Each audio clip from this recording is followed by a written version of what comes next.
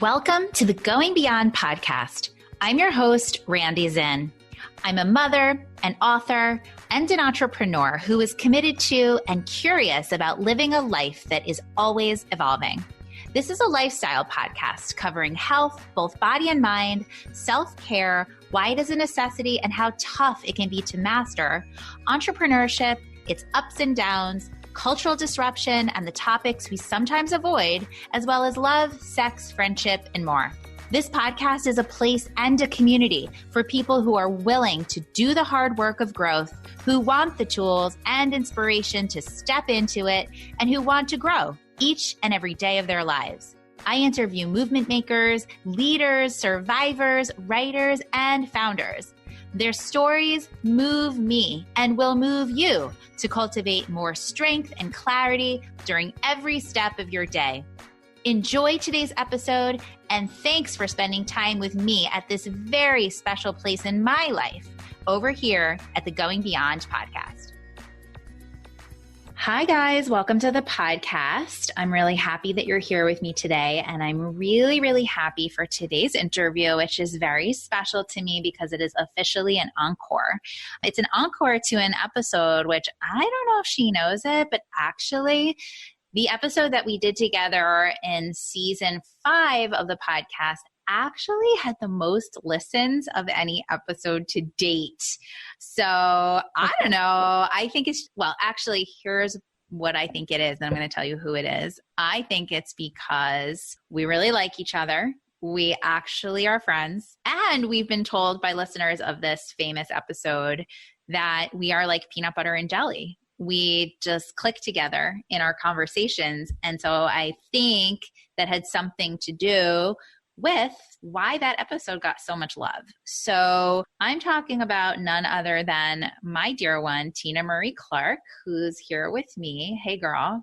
Hey, girl. Hey. Hey, girl. Hey. Okay, so the episode that we recorded in season 5, me and you and me, was in some ways a little bit of a getting to know each other. We were kind of like early on in our getting to know process. And really, you told us a lot about your story, your history, what got you here to this moment in your life. And I think that that kind of storytelling, well, it's just like really powerful, and people want to connect. You know, they can look at someone like yourself, who, kind of like folding your bio in here, who's a mom, a model, an author now, a creator of a method, which is really, we're going to talk a lot about that today, but who is, you know, very authentic and beautifully shares your experiences and your life and your stories on social media. And people kind of look at you and say, whoa, what's her story? Our interview together was really this chance for people to just kind of get to know their real you. And I felt very honored to share that with listeners and with people who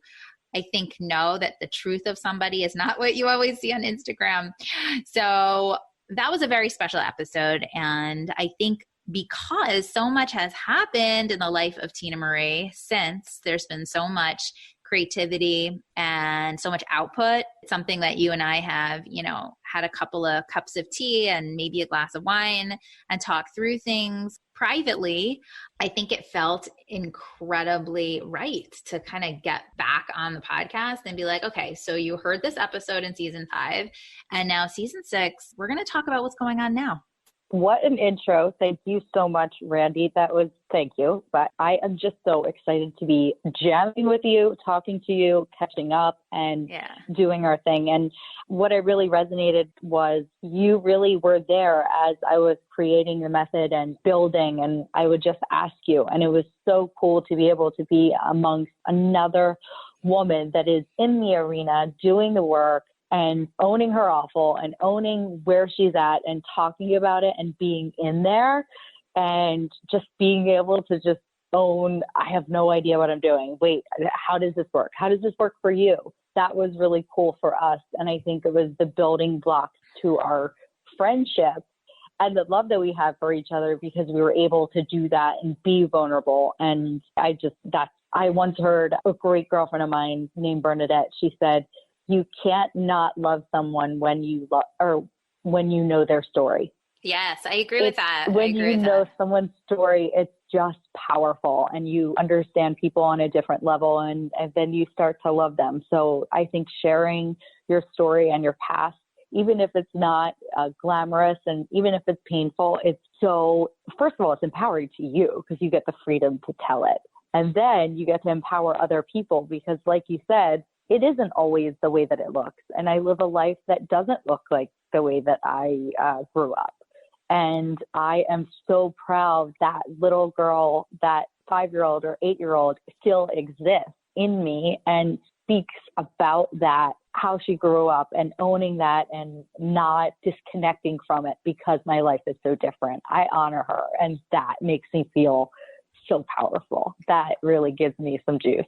Well, I honor her too. And I think that really is what people loved about that episode and that interview so much, because it was like, people got a chance to hear like two new friends kind of jamming with each other. And then, like you said, hear what are your roots? You know, people are inherently very curious of, you know, a beautiful woman with a family who's like out there doing her thing and makes it look easy or something, but who's brave enough to be like, no, like, let's tell the real story.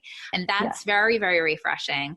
The other thing that I think has been really, really cool to lead up to this moment, and I kind of our listeners to this episode to get a sense of this, Tinamarie and I are kind of reflecting on this lovely, you know, year and a half that we've been hanging out and talking.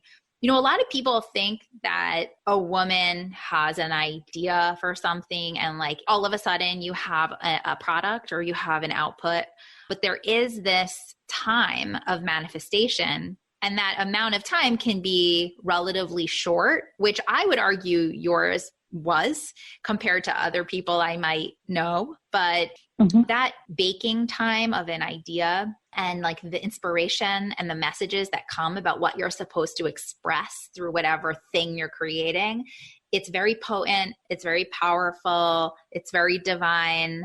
And I feel like I very much got to witness that and was privileged to be sort of invited into that experience for you in this time. And I feel like I just got to be a little bit of a sounding board, if anything, just for you to be like, hey, I have this idea, I have this thought, I'm thinking of this direction or that direction, and me to be like, I would suggest a little more of this direction versus that direction. But I want to just say, before we get into you sharing with us what's up, there is a very sacred space that women hold during a creative time, which it's really sort of like the metaphor of pregnancy, right? It's like that space that you're baking something, you're building something. It's actually very internal. Not everything is something that others are seeing, but it's going on inside. A lot of downloads are happening. A lot of thoughts are happening. And we do need each other, that sacred few, to be able to share and bounce things back and forth and be vulnerable and be a little worried and then be a little excited and all the stuff that comes with it. So again, I feel really excited to have shared this period with you and to reflect about it a little bit. Yes. And really just what you're saying is holding space while someone is figuring it out. And the incubation process is really interesting that you say that, because I had been working with a woman named Jeannie Grabowski, and she is amazing. And I was working with her, and I just loved the work. And I was so excited for our meetings weekly, and I had no output for a year and a half. And I really didn't have that like expectancy that it would be. I was just enjoying the process. And while that happened, there was a download that gave me the method. And I truly believe that I built out the space to be able to get the download, and I was ready. And it could have gone to the next person. It could have gone to the next ready person, but I was ready because I did all of the steps leading up to it silently. It was like nobody knew I had a coach. I was working on my internal stuff to be able to get that download, because once I got the download, I cannot tell you what that feeling was. I wish I could describe it, but I knew what I had been working on married and coupled to the download. And it was the vehicle. It was the container to contain all that I had already had. It was just the thing to propel all that I had been working on my entire life. So I know that material through and through to my bones. And I just needed a vehicle to present it. And that was the download. And that was the miracle for me. I was like, I still to this day cannot believe I get to do it. I'm like, how did you pick me? Well, like, God, how did you pick me to do this? No, I'm like, I feel lucky. I truly do. I know it sounds cheesy, but I'm like, how did I get to be able to do this and bring this work to the world and be able to teach people this? And I still am blown away. Truly. I was like, I get to do this? You pick me?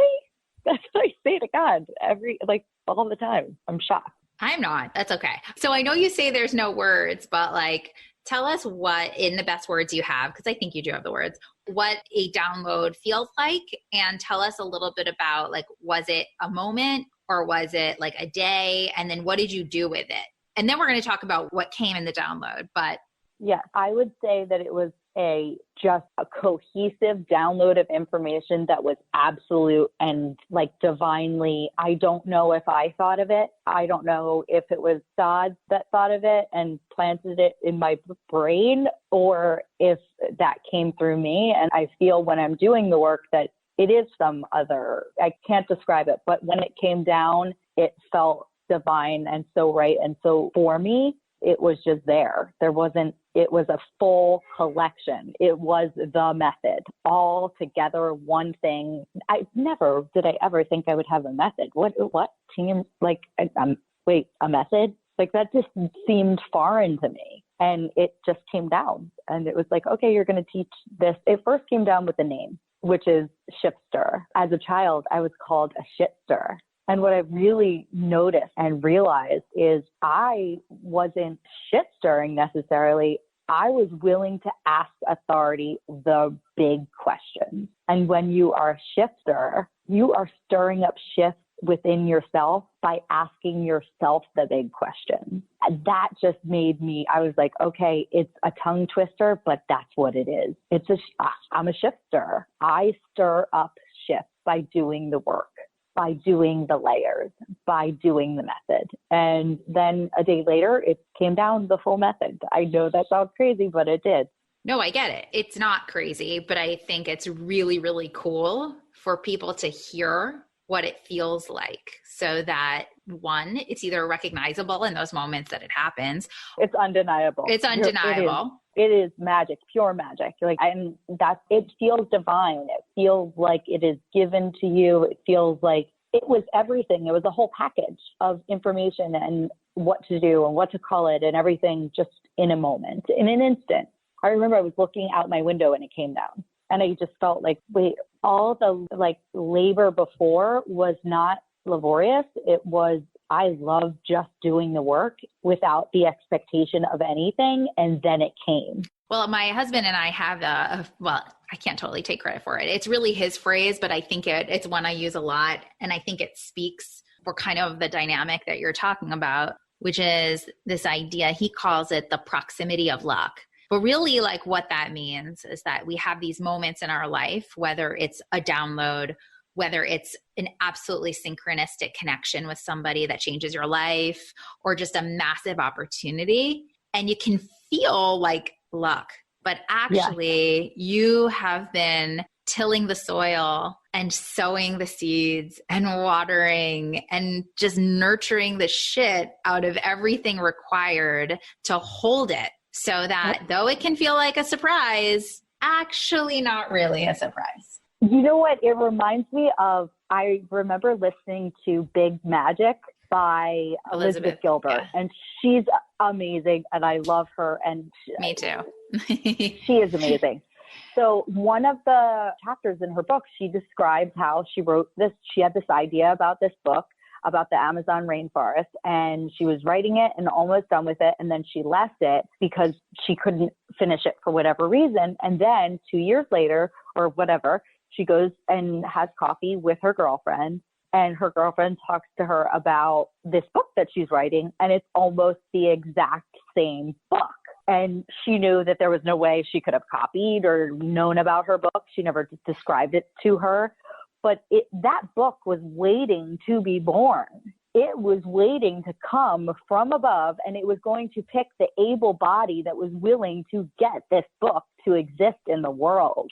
And I know that this method, I am best qualified and suited to do this work because I know it through and through. And I feel whatever chose me to do it, because I can do this I could do this for hours with my eyes closed. I know this to my bones. And that's why it could have gone to someone else. It could have manifested in a different way or another way, but through my way and my language and the way that I work the method was from, I don't know, some ether. I don't know, some portal. It just came down. And I remember being so surprised by that story. And I found it interesting because I never even knew what that meant. And now I finally do, because it came to me. I hear you. I feel you.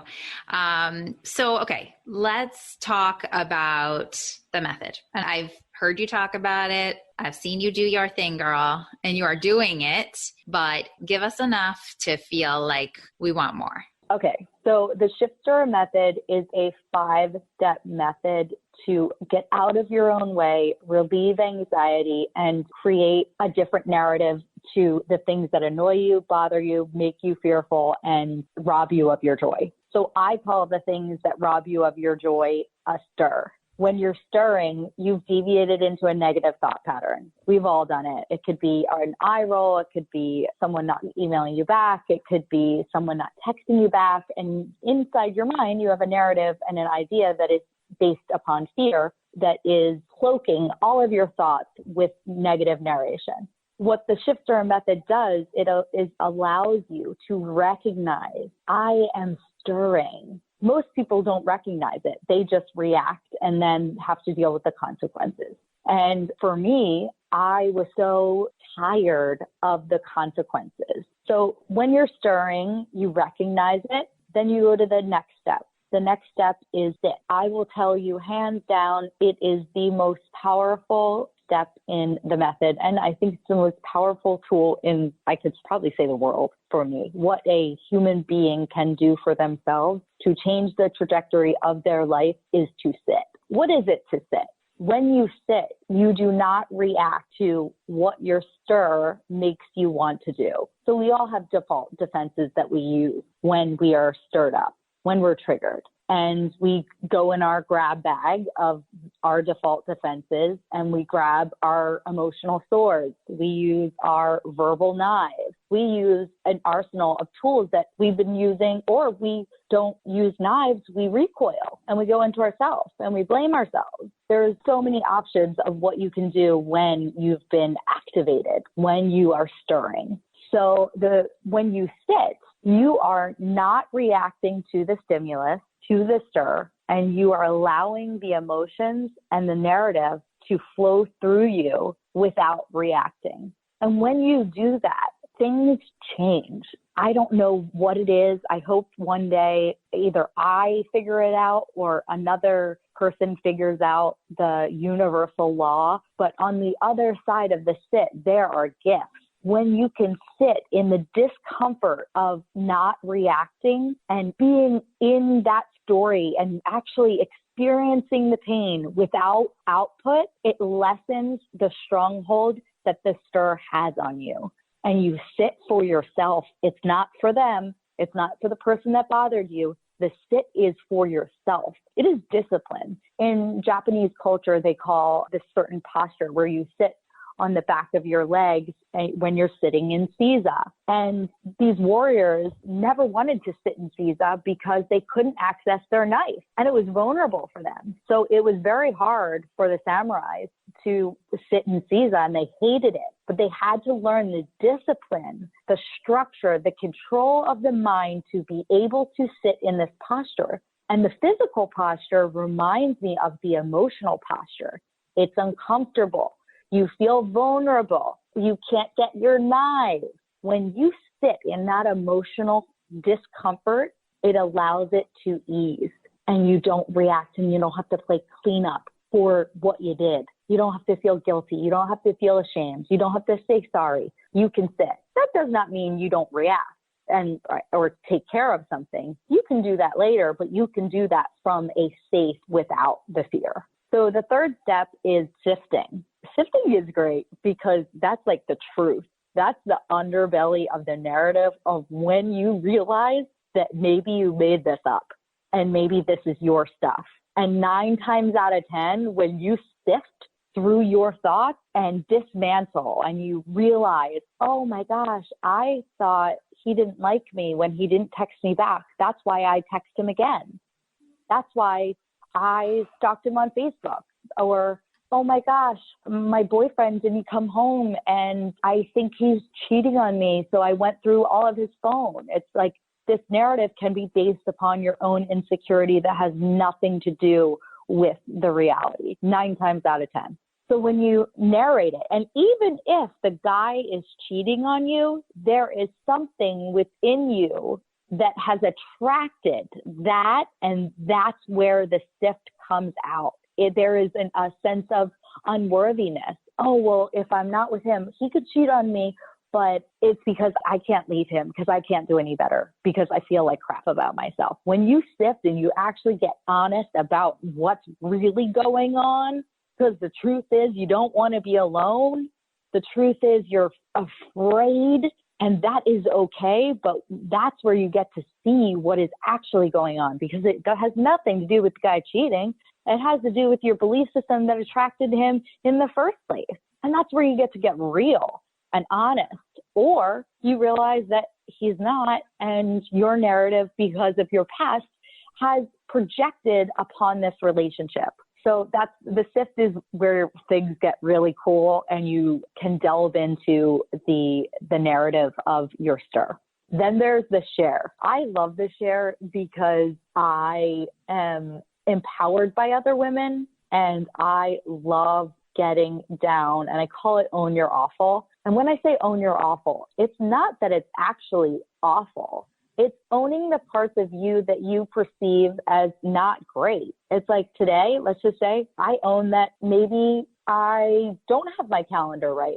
Yeah, I suck at that sometimes. Yeah, I'm owning that. I am letting go of the shame and discomfort that comes along with that narrative of not being prepared. It's like, yeah, that sometimes happens. And I release that and owning that with other women and sharing and being in communion with other women and honestly checking in and telling them what's going on. So you share your stir, what happened in your sit, what you discovered in your sift, and that creates and is a recipe for connection. And humans are hardwired for this. We know that we're seeking this even when we don't know. We are all looking to be seen, heard, and felt. And when you share your stir stories, it is like weaving fabric together to humans. You get in there and you're able to show it. And another woman, when you're sharing, and it could be a guy, but when you're sharing and they share and they're like, oh my God, I have those same thoughts and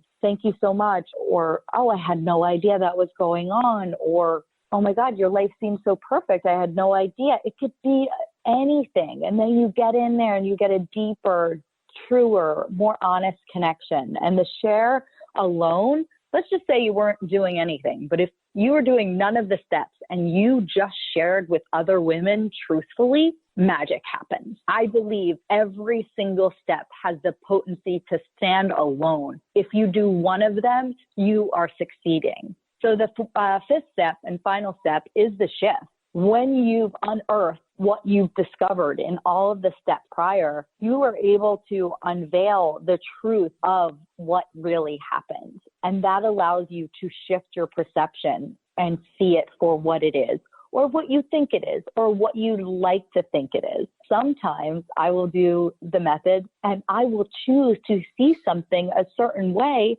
just for my own comfort. I may let it go, even if I need to address it, because I choose to see that person with compassion, with love, because I decided to, not because they got off, not because I didn't see it. No, I saw it and I understand your intention. But my intention is to just love you along the way. And I don't need to tell you. I don't need to talk to you. I don't need to drag on about it. all I need to do is have this perception, and that gives me peace. And that gives me power. It's transformative to be able to literally shift your perception. And sometimes it's on huge things, on big. I remember when I was doing the method. So the method was born truly, when I say the download, it was just a container, but I had been doing the method without knowing it was a stir, a sift, and a share, and a shift. I didn't know that that's what was happening. So I know these because I've been doing them. That was my way of life. It was my way of surviving myself, getting out of my own way. So my own relationship with my dad, it is so much better because I had to shift my perception. And it would have caused me an enormous amount of suffering and pain if I continued with my expectations, my unrealistic vision of what my dad is, because my dad is just different and he's really cool. He is lovable, adorable. My little shoulder fits right under his armpit. When I sit with him, it feels good. And that's what I cherish. And I had to do deep diving in realizing in the SIF, I wanted a Disneyland dad. Or not a Disney, like I wanted a dad that would take you to Disneyland. I wanted a dad that went and did your recitals. I wanted a dad that had a job. I wanted a dad that didn't do drugs and alcohol. That's what I wanted. And when I continually bumped up against my expectation that I didn't even know I had, I was creating my own suffering. And the shift is really where you realize where you created the suffering that you're experiencing because it is in the mind. Because how is it that Gandhi and Mother Teresa and all of these huge, incredible people that have impacted multi-millions of people, how can they be able to have suffering but have peace while they're suffering? It is in the mind, and we have the opportunity to tweak it and do the work that it takes. But most of the time, it takes an enormous amount of suffering, and the method is for the brave. It is for the courageous. It is for women that are willing to do the work. It is not easy, and it is hard to face yourself. But when you do, it's magic. It is transformative, and you feel it. Your family feels it. It's just more peace, more ease in your life. Just ease, not frustrated. I remember I would stir. I lived in stirs. I lived months in stirs. I would walk down the street, and I would have multiple stirs. It could be the FedEx guy. It could be somebody not holding a door for me. It could be someone, giving me an eye roll when I went first at the light. It could be somebody getting in front of my car. I was stirring constantly in torture, like suffering, not knowing how much I was in there. So I created this to be able to get out of my own way so I could have the energy to actually live. Because when you're in that narrative and always stirring, you're like incapacitated in some way. You may be functioning in the world. You're not bringing anything. You're not contributing anything. You're just suffering. And what we know to be true is hurt people hurt people. So it's just a continuous cycle of suffering. Well, actually, what I think we really share is this idea that a shift in the mindset, one person has the trickle effect of all the people that one mindset shift affects. I say it all the time. It is a multi-generational decision to do the work. Yeah, it really is. I've seen it done with my mother. She changed the trajectory of our life. We were, like on the podcast, we were so poor. We were below poverty levels. Our chances of surviving and living the lives that me and my brothers do now it's rare. And we were destined for a different life. We were destined for drugs, alcohol, a life of just poverty and not excelling and lack of education. We just were on that path. But my mom did the work to be able to groom us. And I see that what she did, these little tiny things that I take for granted. I didn't know, other people didn't know how to be a good human. They have to be taught and they have to try. My mom expected it. So she groomed us. So it is a multi-generational decision. And I do this work also for my kids. And I want them to know. I was asked once, maybe I said this on the podcast. I was asked once and it made me cry because who the hell asked this question? Oh, it was for the Mother book from Claiborne Swanson Frank. It's an amazing book. But I was doing an interview and they asked me, if your children could remember you by one thing, what would it be? And I'm like, but that would mean I was dead and I can't be without them. So I'm like crying, bawling, but I'm like, you know what? This is worth digging into. What is it that I want them to remember me as? And the truth is, I want them to remember me as someone that was brave and did the work and tried her best and really went in there and wasn't afraid and was just really, I want them to know I was brave. And I try because I want them to do the same. And when I go out, even if it's, I would love it to be home with my kids, but when I go out and I do my workshops and I speak, like I am living my truth and the thing that lights me up. And I want them to follow that within themselves. And I want them to that be normal for them to go out and do whatever it is. What lights you up, go do it. I want that for my children. So it's multi-generational. Yeah, it really is. And the pain that so many people suffer with is the pain of all the conflict on the planet. Like, I want to really say out loud that anybody who is brave enough and willing enough to guide people to a more mindful life with themselves is actually doing work for the planet. And I think we need to own that. I think you do. But for anyone listening who feels inclination toward whatever their own expression is of that healing work, the world needs it. And those of us that are getting the downloads and are called to help people feel aware of themselves, find more peace, find more clarity, connect with people in a more loving way. It's because the planet needs us. And that can feel like a lot to absorb, but I really believe it's true. I'm going to be honest here. I can't even own that. It feels so big. I'm going to be straight up. I can't. I know that it changes things and changes people's lives because I've seen it and it feels so cool. Like I was on a call with someone and they said, I felt like I waved a magic wand over my husband and he just changed. And I'm like, no, you changed it. You sitting changed the trajectory. It changed dimensions. It changed the history. So when you see it, you realize that you are changing it. But I think I'm going to think about owning that because it is big. Like you said, it's a big idea that you are actually. Yeah. And I don't say it to sound egotistical. I don't say it. No, I know exactly. Yeah. I don't say it for anyone to feel overwhelmed with a burden of any sort.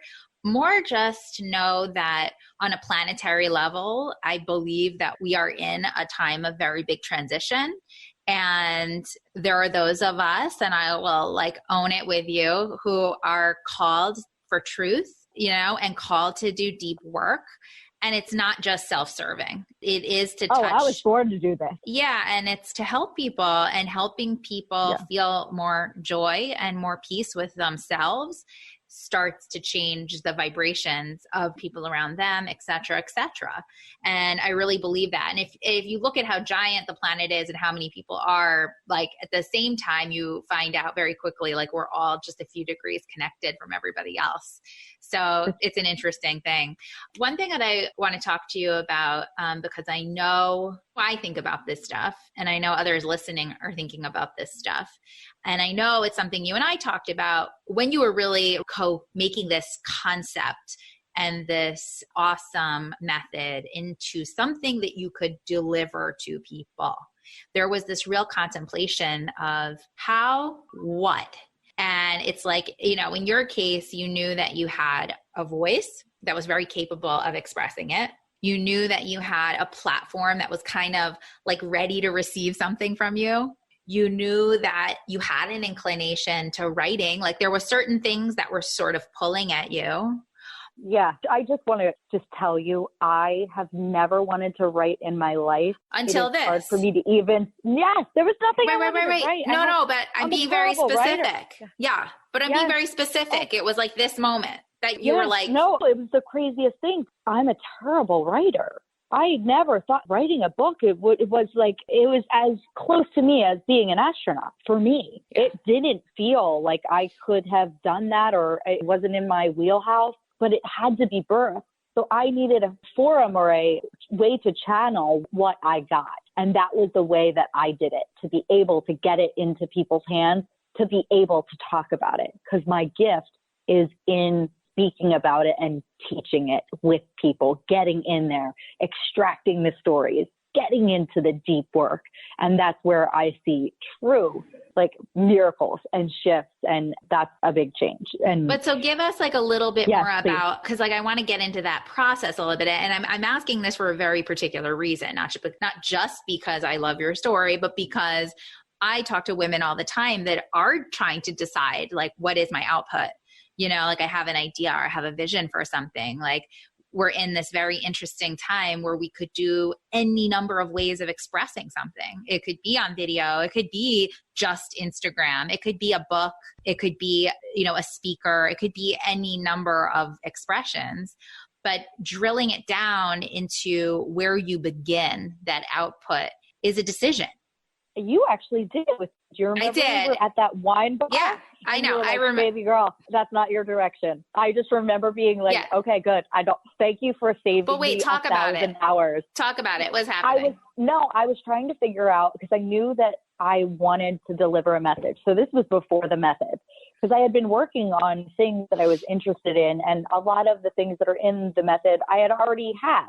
So I could pop it in where I was excited, like magic and mundane, own your awful. Those were like my rules for myself. Yeah. And they were implanted into the method. But I had always wanted to share my story and talk to people. So I was thinking about doing a podcast. So we were talking at the wine bar and I was like, oh, I'm thinking about hiring this guy, this podcast. In the sweetest way, you were like, I don't know if that's your jam, because you want to do something else. And it just doesn't seem like it's your thing. And I just remember it being like so cohesive and complete. Like right after that, I was like, okay, that was a short ride on the podcast drive. Like, okay, that's not my jam. Well, I say just for now, maybe just for now. Like, I don't even think I was making a statement forever. I think if I remember at the time, you had this like really cohesive message and you were like, I've been writing like crazy. It's like coming and I'm starting to like speak about this and I have these things that are popping up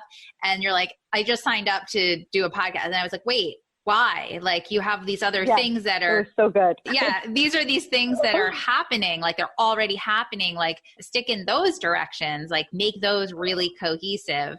And then like if a podcast or whatever happens because like that pull starts coming, great. I think I was just seeing it more in terms of like an order of things. But I think that's important for everybody to be able to like choose those one or two things that are really worthy of diving into early. Yes, it was really good. It was like a subtle like path. You just guided me. And it was really cool because it was cohesive. I haven't thought about it since because I knew that it wasn't my jam and just the way that you expressed it. And I was thankful because I could focus in the directions that were best serving me. And we talked about those things and what I could do and where I could put my energy. And I think that right now experiencing it, I'm glad that I had that. But there is trial and error. There's a lot of trial and error in figuring that out and seeing what your jam is. Where are you best suited? And it's timing and it's listening. And I think that that's what I love about how you kind of started this. Like you got a distinct download to write it out, even though you'd never really wanted to write before. Okay, so you did. You knew that speaking and being in real time with people was your jam, and those opportunities came very naturally. So ran with it. And I think, like in my case, like the things I've done, they came in a particular order based on my own sense of what the right timing was for certain things. Mm-hmm. Like I didn't start with a podcast, I didn't start writing. Well, actually that's not true. I did, but it was like more short form, not a book writing. That came a little bit down the road. So I think it goes right back to your method. It's all part of the listening and not being steered by what everyone else is doing, but really being clear about what is your correct output at that moment. Yeah. What is your best way of showing up with what it is that you're delivering? And for me, it is totally speaking. I truly think that I feel what Britney Spears feels when there's thousands of people screaming her name when I am with 10 women speaking about the method. I know we're feeling the same thing. It is like we're in the zone of your jam, your excellence, what you came here to do. And I know it when I'm doing it, and I get downloads while I'm in there, and it's this current of alignment, what you came here to do, what was dying to be birthed out of you, whatever it is. It could be cookies. It could be, I remember my mom told me when I was a kid, and she told me until I was really old. She said, I don't care what you do for a job. I don't care if you're a trash woman. I don't care if you're a basket weaver, but whatever you do, you will do it with excellence. Wherever you go, whatever you do with excellence. And I remember just taking that and being like, oh, I don't have to worry about what I do. I just have to do it with excellence. I don't have to do anything impressive. I just have to do it with my heart, and I have to do it with that thing. And that's how I became a model, because I ran after that thing, because that's what it really made me feel like I walked out of the womb a model. I knew that was my thing. So I was like, okay, how can I do this with excellence? Did that. And even while I was modeling, that was still becoming, because I was gathering the experiences of trial and error of my reactions and having to pay for it. So It's a lifelong process, and enjoying it is hard because things come up, but just being thankful that it's hard to imagine, but being thankful for your stirs, being thankful to see where you're not healed, where you get stuck. When you stir, that's a disconnection. You are stuck. Something is happening within you that you need to transform. And the stir is the inciting incident for you to recognize so you can be free from that narrative. And thank it. Thank you so much that you stirred me up, because I am able to transform it. It is hard work, but it is magic when you do it. It's true. You know, the other thing that comes up for me that has been really, really in my space, probably in the past month or so, but I think it's also such a core part of your story, is just that inextricable relationship to your past, your history, your pain, all the shit that you went through. And then like looking at the things that you are creating now and seeing that really obvious through line to that, nugget of angst and what it brings up when you're actually able to take the light from it. That's been like really on my mind. I don't know if it's that I've been asked that question more recently. I think it's that for whatever reason, the subjects of loss and difficult circumstances have been like a big thing that I've been asked to reflect on recently in conversations and speaking and interviews and such. And one of the things that I was asked recently was and this was a conversation about my book. It was, what from the great loss of your life, which was obviously the loss of my dad, it was directly connected to this book. And I had to like take a moment, because there was a lot of movement like in between those two events, those two things. And I realized that actually whatever the tools were that I had to source from within myself to get up every day, to step forward, to achieve, to breathe, to connect, to heal, actually were the tools that made it into that book about how to like reconnect with yourself when you've gone through a life transition, which is also motherhood.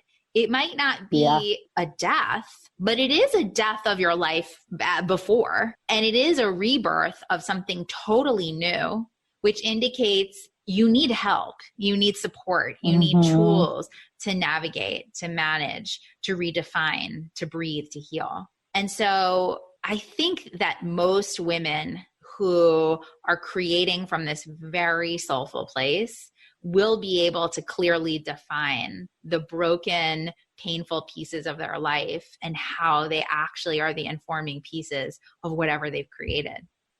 Girl, can I hear an amen? Amen. Yes. That exactly. Yes, yes, yes.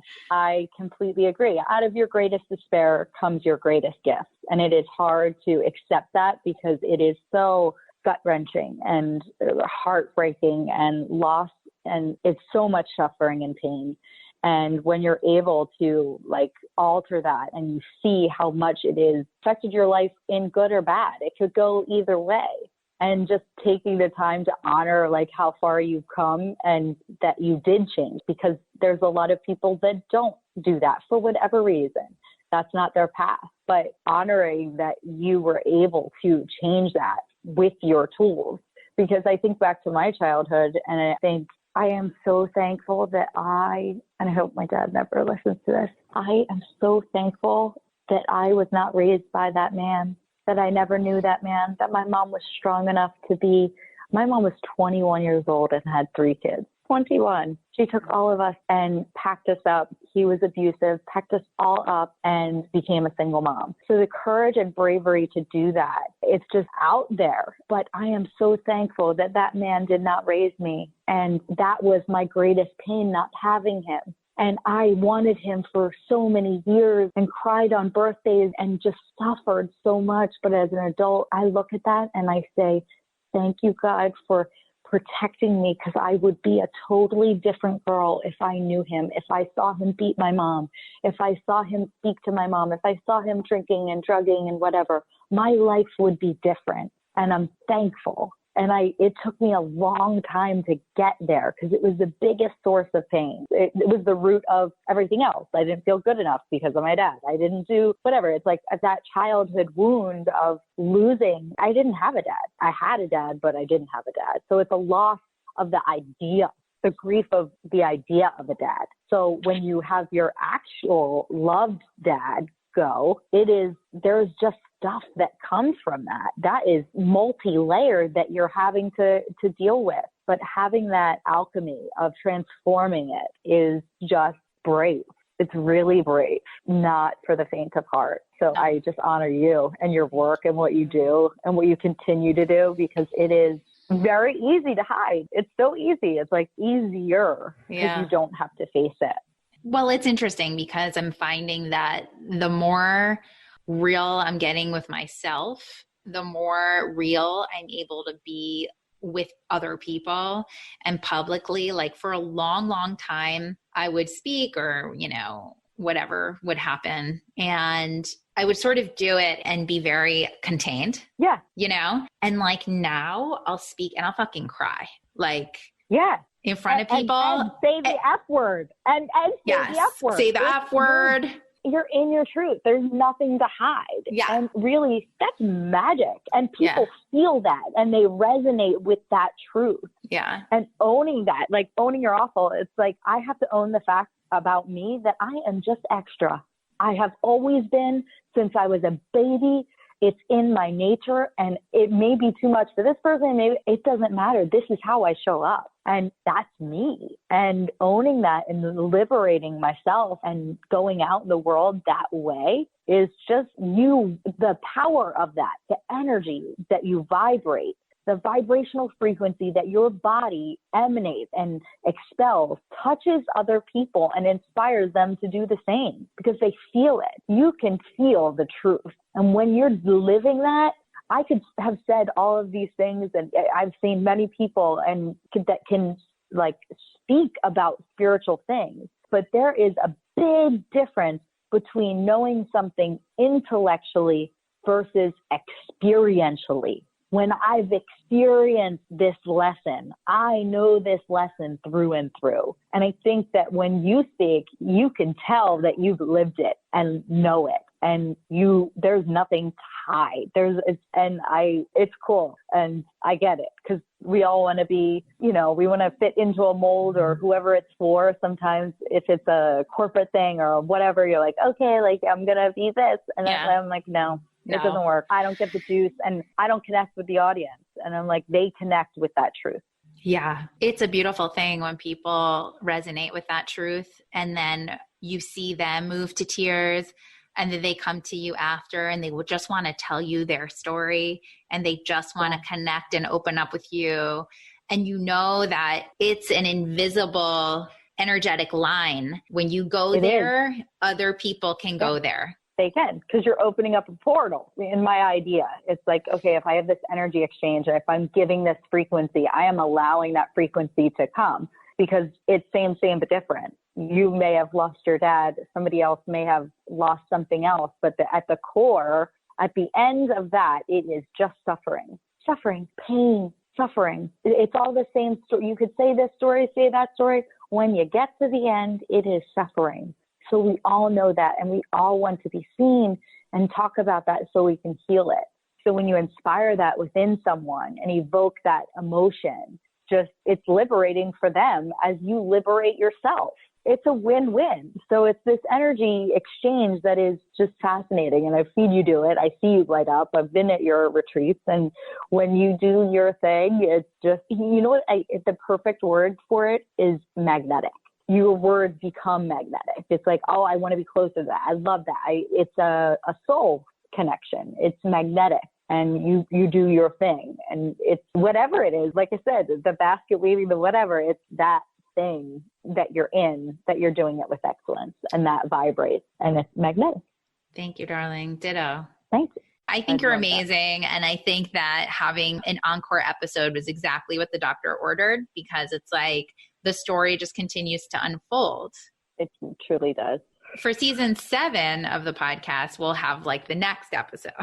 God willing. I'd love that. I love that. God willing. So before we hang up here, tell us real quick where we find the book, where we follow you, all that good stuff. So the Shifter Method is available on Amazon, and my Instagram handle is at Tinamarie Clark, and you can follow Shifter at shifter.com. That's it. Amazing. And I know you have I'm sure you have a lot of upcoming moments and speaking engagements and workshops. Today, I'm going to the Refinery Hotel, and it's some really cool women and some people from Instagram that are coming from Paris that we were able to get them in. So I'm so excited to be with them. And Instagram is incredible. It's amazing for this. So many people are reaching out and interested in the method, and it's just so cool. So having those few girls, it'll be really cool. So I'm going to do my thing. You do your thing, girl. And you know what? I just want to say out loud, your extra is not too much for me. I love that. Thank you. Thank you. All right, TM, we love you over here at the podcast. You're one of our favorite guests ever. And I'm excited for all of the goodness that you're going to continue to generate in the world. Thank you so much. Same for you, babe. I freaking love you. You know it. Yay, lucky me. And guests, listeners, we love you too. Thank you for tuning in. Share this episode with your friends and your loved ones who are feeling the stir for self-reflection, for creating something of meaning in their own lives. This is just like one of those kinds of conversations that I just know are going to impact a lot of people. So do share and give this podcast the love that it needs and deserves to continue to grow. And until next time, take amazing care of you, and I'll see you later. Bye.